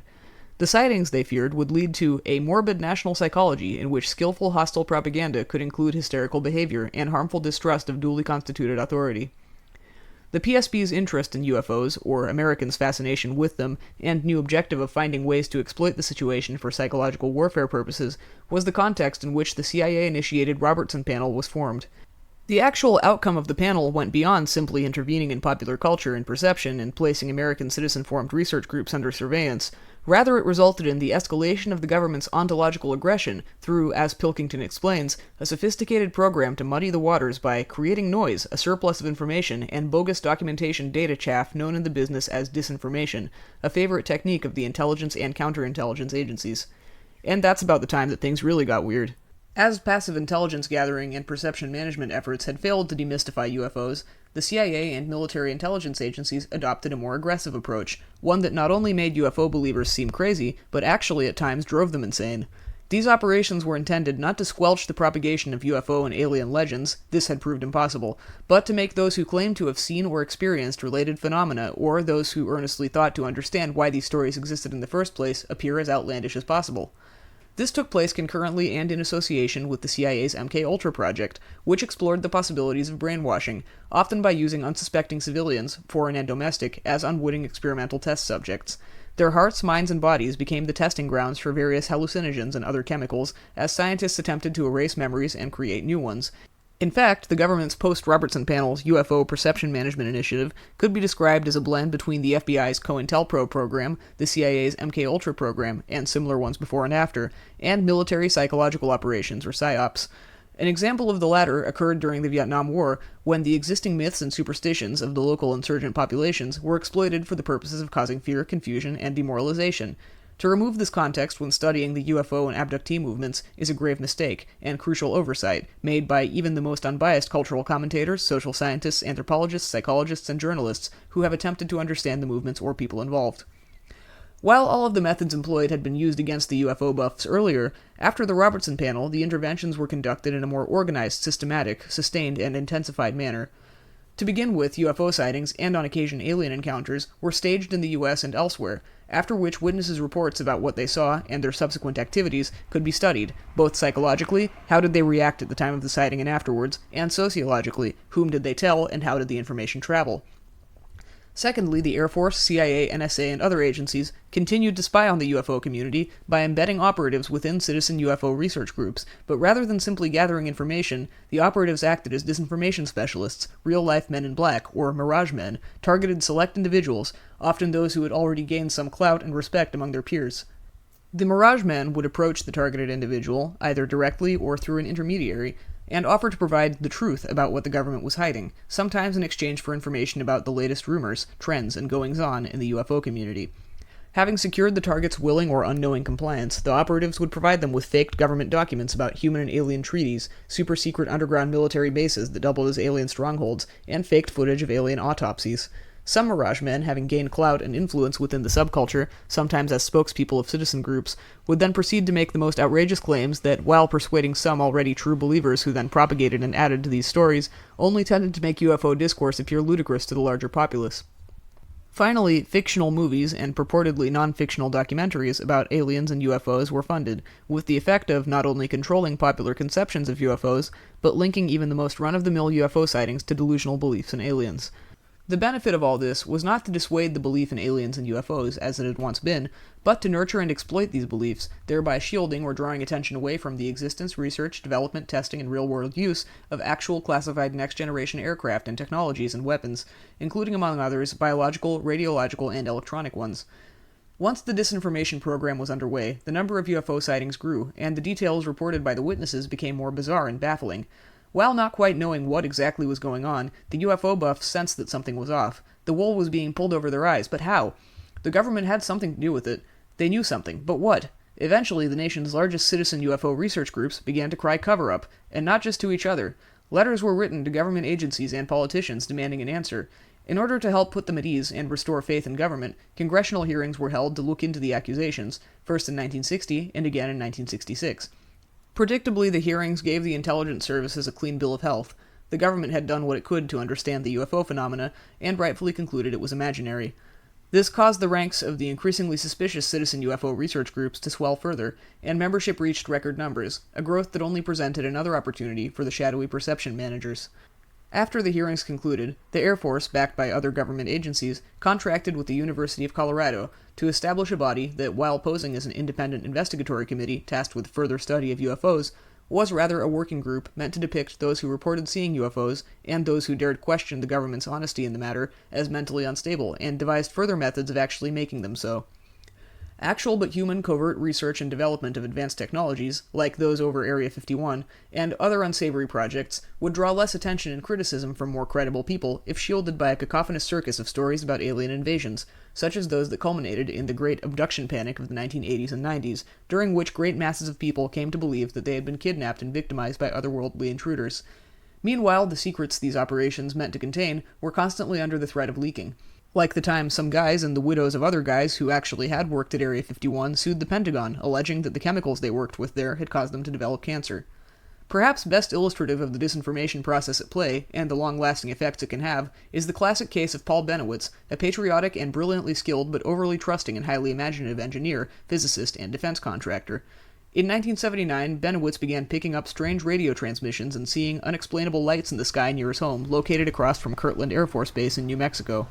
Fearing this might be some sort of threat to national security, perhaps from another planet, Benowitz contacted the base security services. They sent out an intelligence officer named Richard Doty, who befriended Benowitz, thus beginning what Pilkington describes as one of the strangest espionage campaigns of the post-war era. Then the NSA got in on the act. Rather than just tell Benowitz that he was seeing tests of their own classified aircraft and ask him to remain silent about his observations, Doty and his higher-ups intentionally amplified his interstellar suspicions. Over the next few years, Benowitz was put under constant and obvious surveillance, and courted by Mirage men like Doty, who passed him fake government documents, gave him a computer that appeared to be receiving transmissions from malevolent ETs, and created a fake UFO base for him to find. Benowitz, emboldened by his government friends, was encouraged to believe, and came to believe, that he had stumbled onto the ET secret, and he was scared. The aliens were not our friends. They were invaders engaged in a horrible plot against humanity, and would stop at nothing, even abducting and torturing children. These men in black recruited some of the most well-respected UFO researchers to help trick Benowitz, ironically lured by promises that if they spied on the UFO movement and passed bogus but official-looking information to Benowitz and others, they themselves would receive the actual proof about government's classified knowledge of alien life. But Benowitz didn't know this and immersed himself in the subculture with only the best of intentions. He was, he thought, going to help them understand the truth, and to this end he shared his unknowingly bogus information. And as it appeared to have official bona fides, it spread like wildfire. The lies fed to Benowitz spawned a rich pseudo-history of human-alien interaction that stretched back at least 2,000 years, and led to much of the UFO alien mythology that appeared in its wake. Benowitz himself, however, having been the constant target of aggressive psychological warfare for years, became increasingly paranoid and delusional, scattered and afraid, until eventually in 1988 his family had him committed to a mental institution. Today the Benowitz affair acts as a cautionary tale among the UFO contactee subcultures, although not a very effective one, as despite that deceptive government origins of his information were revealed to the community, many elements of the alien narrative that had been spun from it were accepted as truth. Sincere curiosity coupled with bad information generated a mythology that was built upon by more bad information and entrenched in the imaginations of a mostly honest and well-meaning populace, some of whom developed an unshakable fanatical faith in the Benowitz lies, even when those lies were exposed as such. Benowitz himself refused to believe what had happened when Doty and others explained it to them. The lies were everything he knew to be true.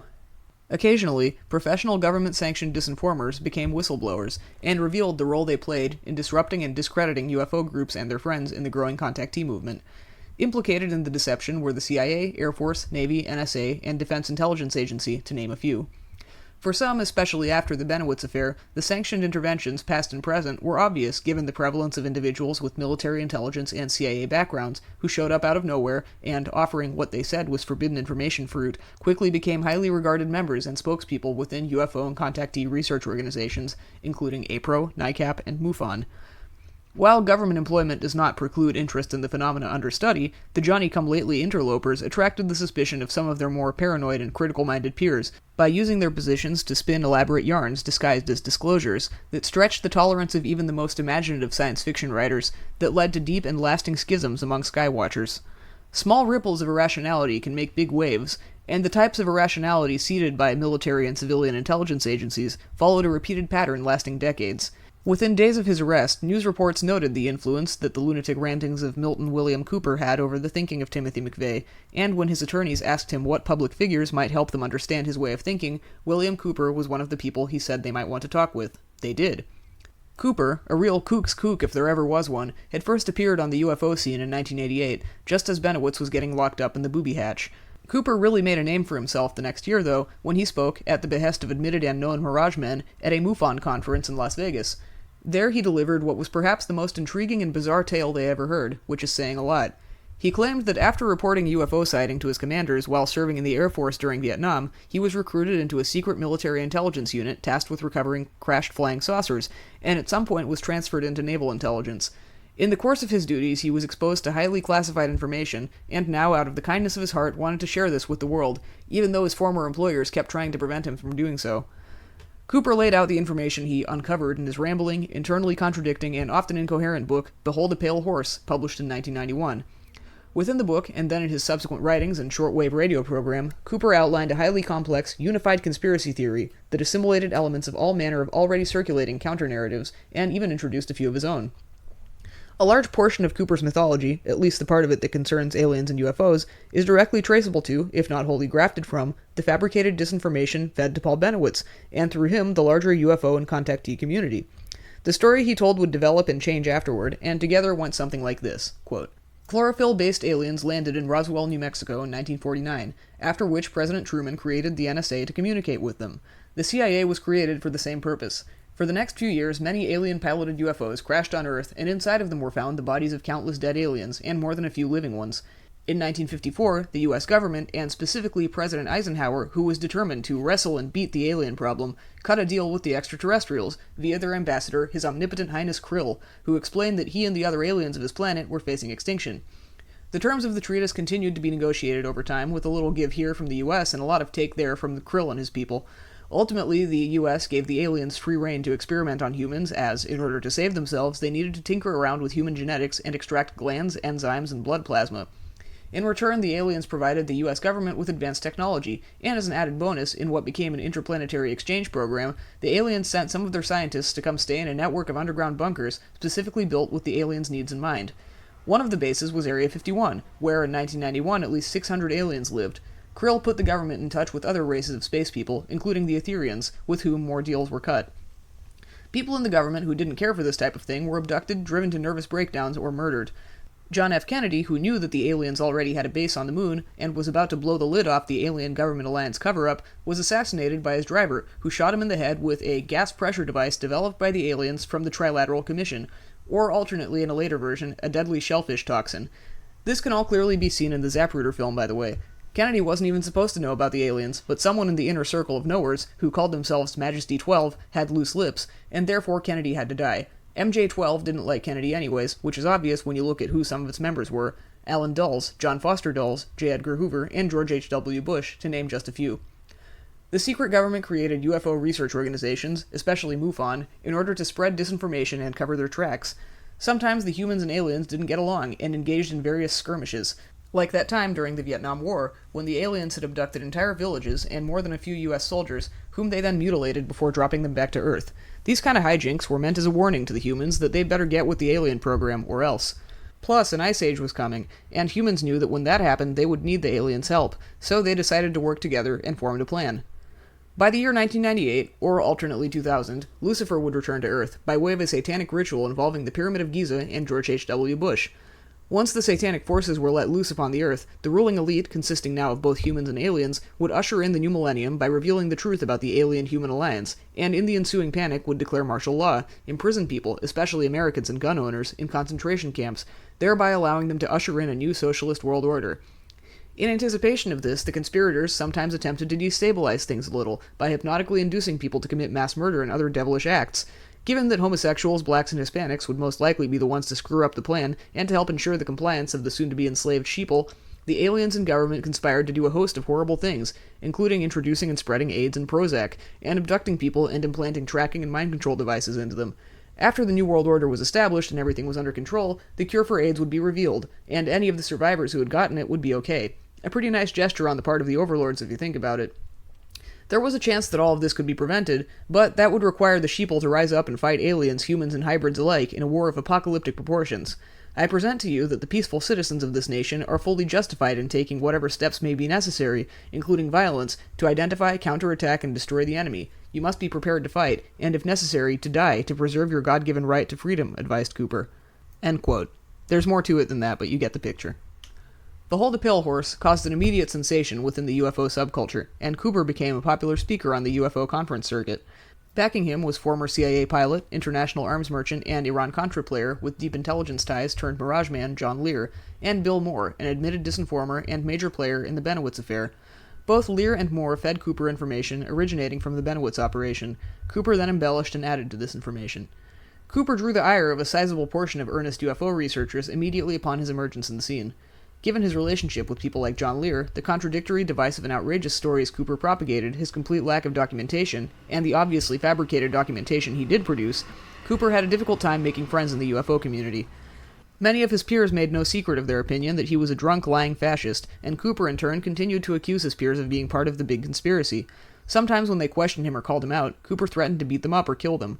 Those who didn't think Cooper was intentionally lying tended to attribute his nonsense to the fact that he was just dumb and gullible. Still, Cooper's book amalgamated nearly the entire history of UFO alien narratives, as well as most popular science fiction movies and books, and many other ones that had been circulating in other fringe subcultures for quite some time. Everyone could find at least a few things they recognized in the book, and it circulated rapidly. Even Louis Farrakhan was a fan. In The United States of Paranoia, Jesse Walker remarks on how, more so than any other era, during the 1990s, the subcultural legends of militiamen, hippies, black nationalists, ufologists, activists opposed to drug war abuses, sovereign citizens, and white separatists overlapped and blended. Indeed, Behold a Pale Horse lifted from patriot, militia, and white supremacist rhetoric, and after the book came out, Cooper made the rounds in those circles as well. After the UFO crowd began to scorn and debunk him, he focused more on the villainies of the federal government, and de-emphasized the interstellar aspects of his master narrative, until eventually Cooper suggested that he may have made some inaccurate conclusions, and the entire Alien Alliance thing had probably been a lie planted by satanic elements of the US government, who would, in the not-too-distant future, stage a false flag hostile alien takeover, and usher in the New World Order. Cooper went on to form his own freedom fighters called the Arizona Militia, described in one report as a far right-wing movement preparing to repel alien invaders. He actively encouraged stocking up on as much food and assault rifles as possible, telling his fans that this could only improve the odds of survival once the hostile alien government takeover began, or in his post-alien days, just the government. Cooper, having now married UFOs and aliens to militias within the popular consciousness, also set about marrying all of them to the White Power movement, whose events he also began to attend. Note: Cooper attended KKK events and had his nearly imaginary militia train with him. Cooper said that while he wasn't a member of the Klan, the organization itself was misunderstood, and patriots should support them because they were vigilant monitors of threats posed by the US government to American sovereignty, and would probably be one of the only groups, along with his, to survive the coming alien-human or just human-human wars. End note. It wasn't just the heavy hitters in the UFO crowd that shunned and reviled Cooper, so too did run-of-the-mill conspiracy theory notables, and those in the Patriot movement, many of whom denounced Cooper as nothing more than a fraud, a liar, and a charlatan. It didn't help that he accused them too of being CIA agents, Illuminati dupes, and disinformation plants. Pretty much everybody knew that Cooper had stolen the ideas and research of others, in some cases blatantly plagiarized them, and had lied about his military background, a particularly gruesome offense among the Patriots.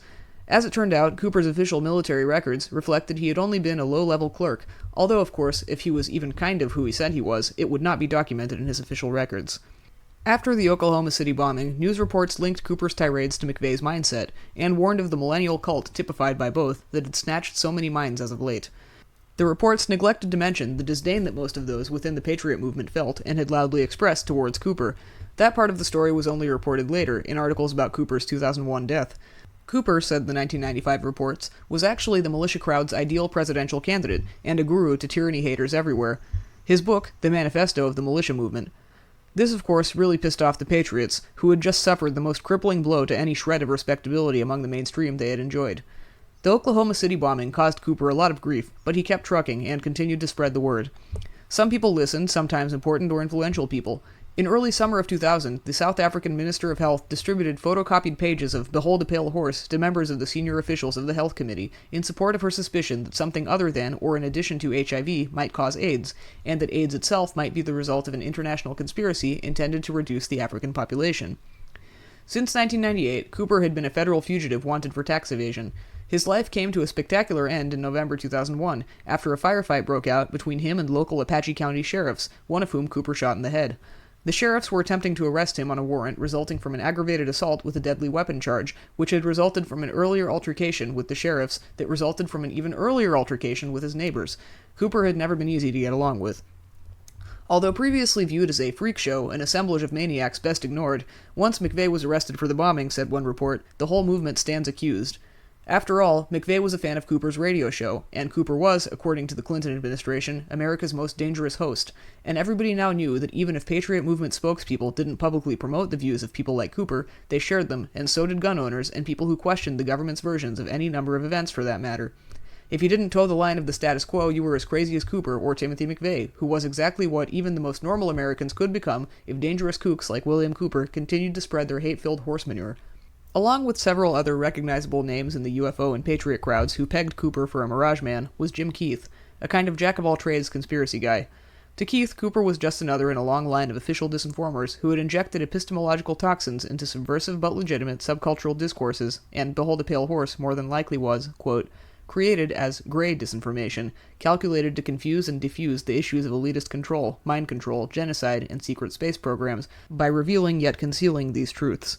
It would not be the first instance of the government, in either its overt or covert manifestations, using disinformation vectors to confuse, pacify, or stampede the populace in directions of its choosing.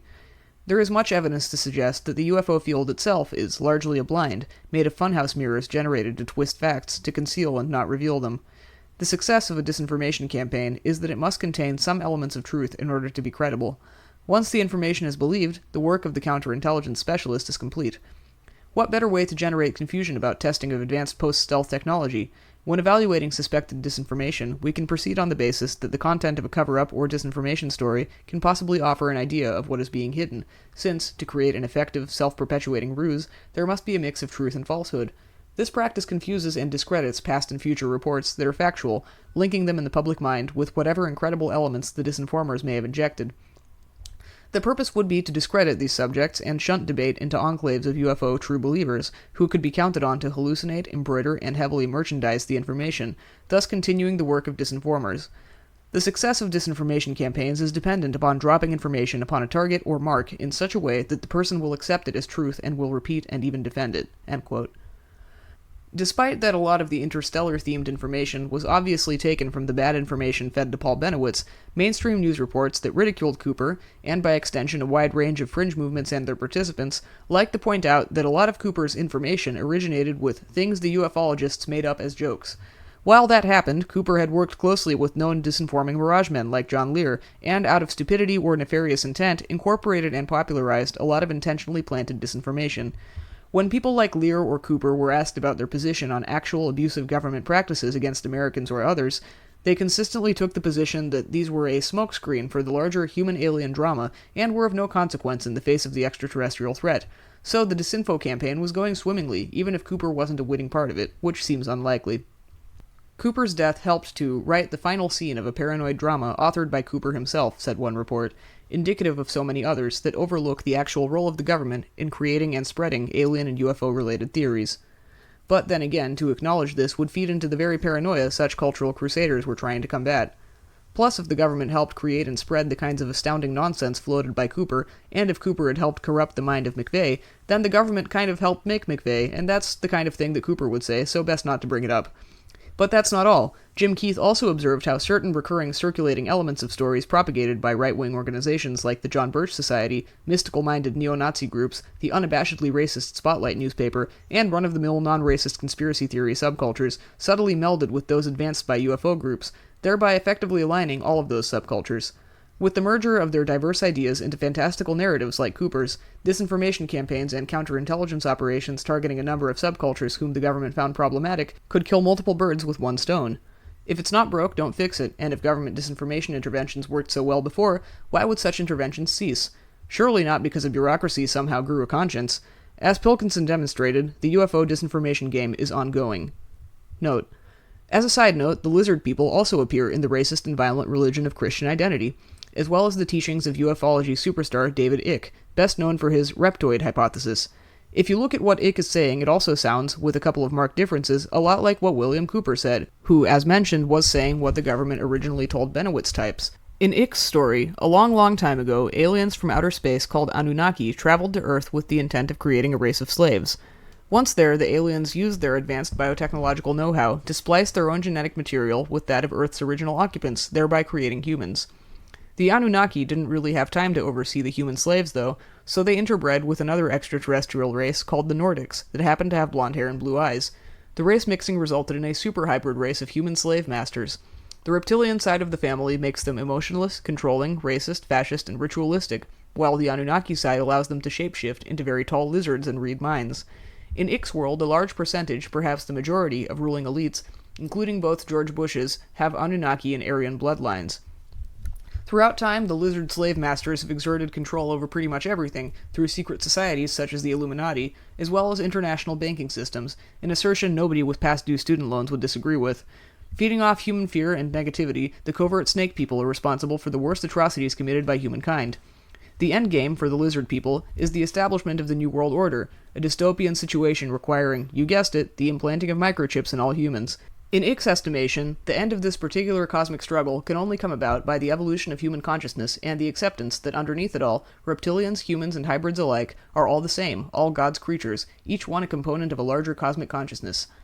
Ick's teachings have been embraced by modern-day Nazis and New Age hippies alike, although Ick himself has often been accused of pandering veiled anti-Semitism. His critics argue that he works too closely with racist militants who invite him to speak at events or who republish his writings, and point out, among other things, that if you replace the words reptilian or international banker with Jews, Ick's real feelings become clear. Others disagree and offer more optimistic readings of Ick, arguing that despite all the lizardly doom and gloom, his writings tend to advance a universal message of love and acceptance, and anticipate a utopian era in which everybody can just get along. End note.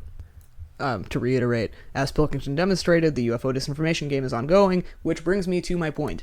The admittedly abbreviated yet sordid history of UFO sightings and alien abductions, and the government's surveillance and disruption of people and citizen groups who looked into these things, casts the lineup of speakers for MUFON's 2010 National Symposium in Irvine, California, in an interesting light.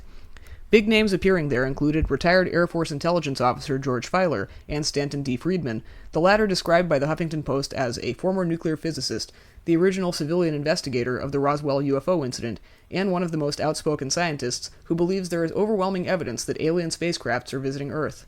Jody Dean described Friedman as a nuclear physicist who earns his living lecturing on UFOs, and argues that government confirmation of contact with aliens and their superior technology will shatter early economic and political structures, and because of this, the government is actively covering up this information. Friedman and Filer are also alleged disinformation agents. Joining them at the conference was former John Doe No. 2 candidate Stephen Colburn, who had disappeared from the public's view after the conclusion of McVeigh's trial, only to rise again as a MUFON spokesperson. The title of the paper Colburn delivered at that event? Analysis Report on Metal Samples from the 1947 UFO Crash on the Plains of St. Augustine, New Mexico. Soon after, Colburn appeared as a guest on the radio show Coast to Coast AM, a long-standing favorite among conspiracy theorists everywhere. Colburn's area of expertise was not spacecraft wreckage, but alien implants. His biography on the show's website describes Colburn as a chemist/material scientist and nanotechnology specialist with 20 years of experience. His most recent project did not involve gathering bomb components and hobnobbing with America's most notorious neo-Nazis, but analyzing samples of alleged alien implants on behalf of a Dr. Roger Lear, a highly recognizable name within the UFO and contactee community. Lear claimed to have removed the implants from patients of his who claimed to be alien abductees. After intensive study, Colburn found that the implants were foreign to the host body, yet do not produce immune responses, but did emit radio signals prior to their removal. This was possible because, Colburn explained, the implants were sophisticated nanotechnological devices with carbon nanotube electronics built right in, at least 100 times more advanced than current human technological capability. Colburn said he did not know who put the implants in the non-consenting human bodies, but speculated they were part of a sophisticated electronics and communication system meant to generate certain scalar frequencies, possibly used to transmit sensory and physiological information, what the subject is seeing and hearing, physiological information, etc. In fact, of the 17 implants Lear and Colburn had allegedly found thus far, only one was identifiable as having earthly origins, while the others might be extremely advanced electronic communication devices, which are relating information to someone somewhere. Most likely an alien civilization attempting to manipulate the DNA of humankind. After his 2010 appearance on Coast to Coast, Stephen Colburn garnered quite a following, not so much with UFO buffs, but among alien abductee circles, and made regular appearances on the UFO and abductee circuit. For a modest fee, Colburn uses his sophisticated scientific equipment, a metal detector, to scan for hidden implants and attempts to determine if a person is in actuality a hybrid infused with alien DNA. Through the dataset garnered by those he scanned, Colburn discovered other telltale signs of alien abduction, which included alien hair samples as well as traces of invisible dyes detectable only through ultraviolet lighting and impossible to wash off, which, when detected on the human body, indicate that an individual had recently been snatched and was now being monitored. It would be nice for people to take this seriously, Colburn pleaded during his appearance on The Voice of Russia radio show in December 2013, because it's one of the biggest stories of the 21st century that we're not alone in the universe and we're being visited. These days, when Stephen Colburn is not removing and analyzing alien implants, he spends his time arguing on internet forums about the existence of UFOs and aliens, the former he claims to have seen several times. Colburn is very open about expressing his frustration with the pathological disbelief and magical thinking of those who do not believe in UFOs. In one online debate that apparently went on for longer than he was comfortable with, Colburn accused his opponent of engaging in some type of agenda-driven propaganda campaign, a somewhat ironic and even humorous accusation, all things considered. The 20 years that have passed since the Oklahoma City bombing do not appear to have tempered Colburn's more earthly political and racial concerns, as seen in a rant he orated on an underground webcast in July 2015. During the 2-hour broadcast, in between outbursts about those government scumbags intent on enslaving humanity, and his ex-wife and her family who were communist plants, Colburn stated he was not concerned with race per se, but clashes of culture, and the Arab ragheads bent on destroying the American way of life. For some, the history of UFO lore itself, U.S. paperclip Nazis, the U.S. intelligence network, and the American extreme right wing have always been and continue to be intertwined.